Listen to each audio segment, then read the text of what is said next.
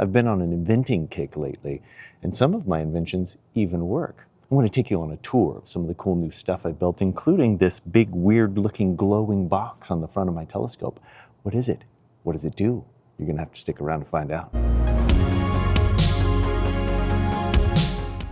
I'm pretty excited about this one. Check it out. This little box hangs on my tripod leg. It has a little V-mount bracket here and this little matching clamp. So they just kind of clip together like that. You just clamp it down and it hangs out on the tripod leg. But what does it do? Here you can see it's got a power button on the front and it has a little temperature and humidity sensor here. I find when I'm out at the dark sky sites, sometimes I need to use my dew heaters, and I'm on a battery, and the dew heaters use a lot of power. So in order to conserve power, I thought instead of just running them at full power the whole time, perhaps I could throttle them down a little bit. So this temperature and humidity sensor measures the humidity, and as the humidity increases, it runs them more and more often. So you just turn them on and turn them off, and you allow that thermal inertia to kind of carry you over to the next turn on cycle. So on the sides here are some USB ports. And so when the sensor turns on the dew heaters,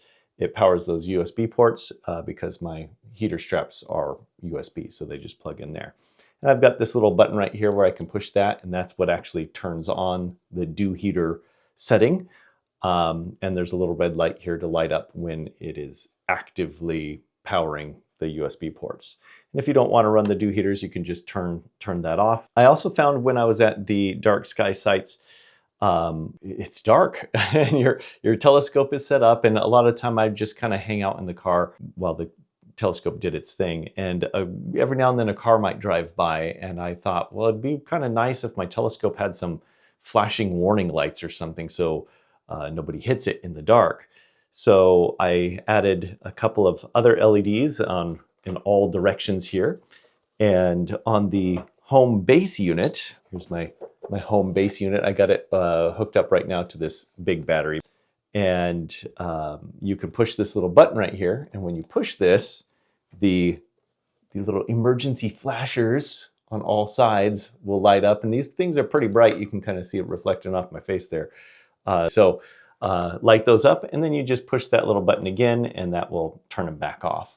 And what's kind of nice is this little controller unit, it's wireless, so I can be in the car and I can still control the lights.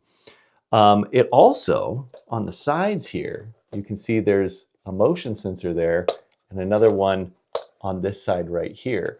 So when this is hanging on the tripod all alone, if it detects any motion, like if somebody were to come walking up on my telescope, it'll set off a little alarm. And so here you can see this little red light on my base unit. If I start moving around, you can see it lights up to let me know that it detected motion.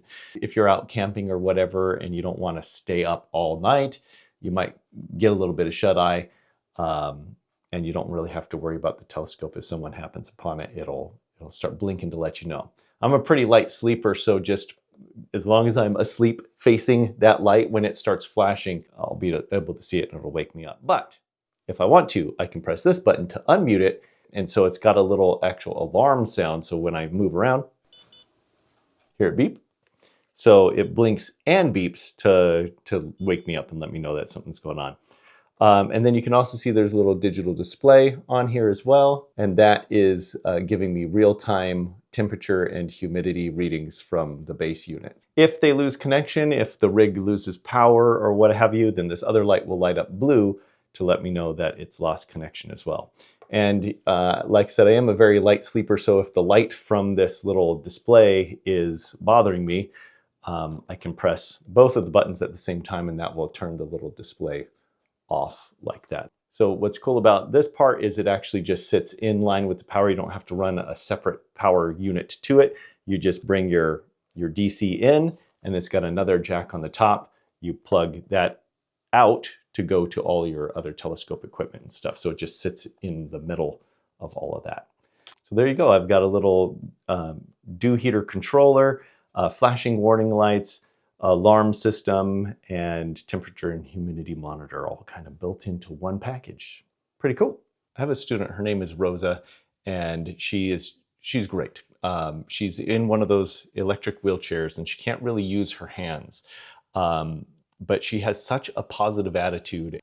She does not let her disability get her down, and I find it very inspiring. She's in my programming class and she can't really use her fingers, but she will still type with like her knuckles, and she can't really move her arms all that well either. So you know, when she's writing code in my class, and it's really kind of cool to watch her, because I'll be like, okay, I want you guys to write this code, and she'll just like assault the keyboard, and you can't really see what she's doing, but she's like punching the keys with her knuckles, and she just like hunched over the keyboard, just and she can type really fast like that. It's really impressive. And when she's done, she emerges from the keyboard and everything's perfect. It's just awesome. She never lets anything get her down.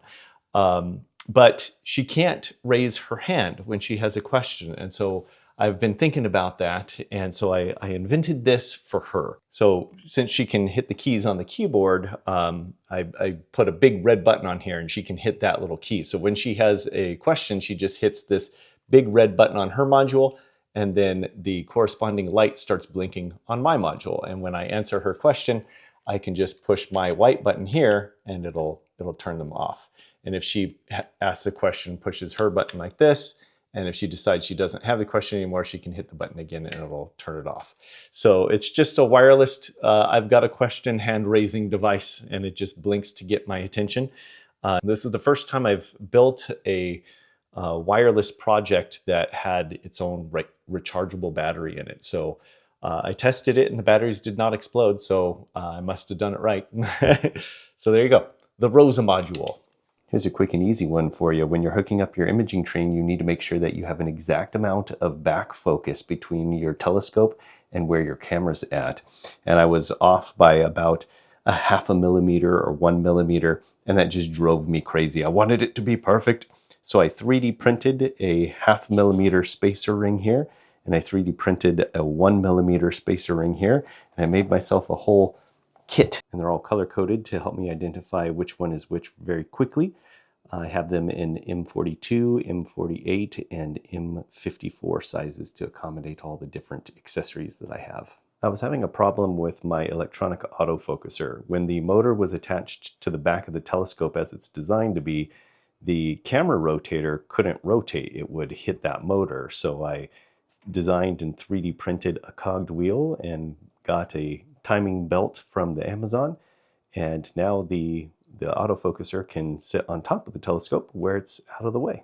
I've completely redesigned my storage box. I've got hooks to hold my tripod for my AM5, all the bins to store my assorted parts, and custom cut foam to store all of my parts, cameras and things on this layer. And then down here, I upgraded to the pull-out drawer version of the pack-out toolbox, so I don't have to take all of the stuff off the top to get to it. Here I have the AM5 mount, and I've custom cut some foam in there for it to sit in nicely so it doesn't bounce around. I have the hand controller and the other parts for the tripod here. This just lifts out. And then this is a really cool thing that I cannot take credit for. My wife made me this amazing thing, just fits right down inside there. This is a custom-made bag. It's got a little zipper on the front here. Nice piece of foam on top. And this is where my camera and filter wheel sit. So this thing is too big to fit inside of any of those drawers, and it's permanently attached here with screws, so it's a total pain in the butt to have to disconnect it each time. So I needed a safe place where I could store it, so I custom cut some foam, and my wife made me this amazing bag, and it's got a nice little handle on it as well. Everything just slides right in the top right there, and just zip it right back up.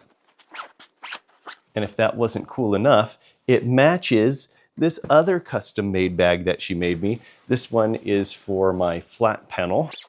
See, this just slides right out of there like that.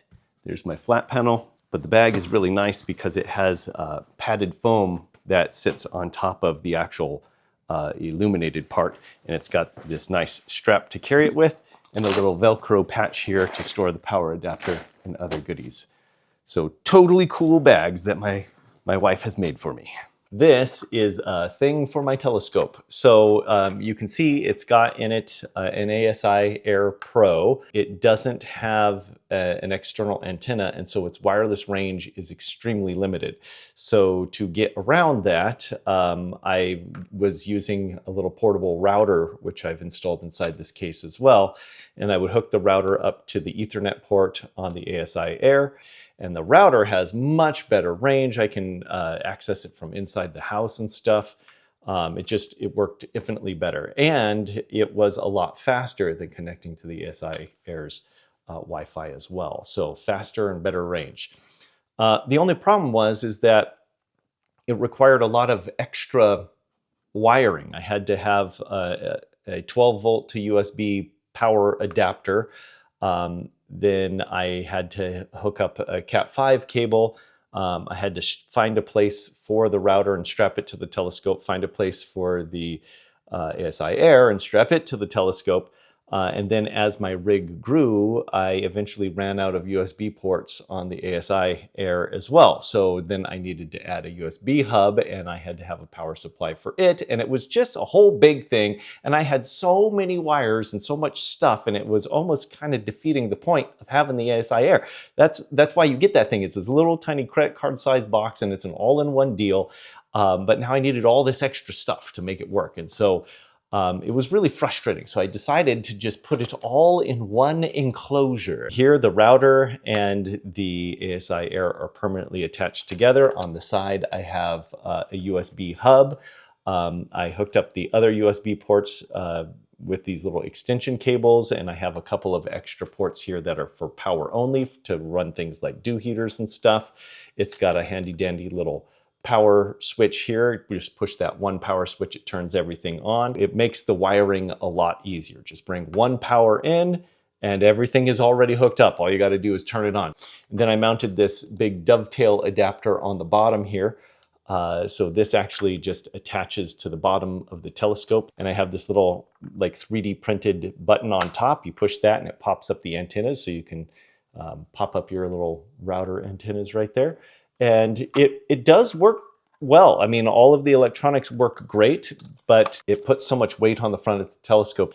I think it's creating a moment of inertia on the front of the scope, and I think that's affecting my tracking. Thanks for taking the time to hear about all my inventions, and let me know what you think about this one in particular. Do you think that there's a market for this? Is this something that you would be interested in? Maybe I'll start selling them or something. So let me know what you think. If you had fun or learned something today, make sure you hit the like button and don't forget to subscribe. That stuff really helps the channel out. While I was out there testing all these inventions, I took a cool picture of Comet Lemon, so I'm going to show you that right now. And until next time, clear skies.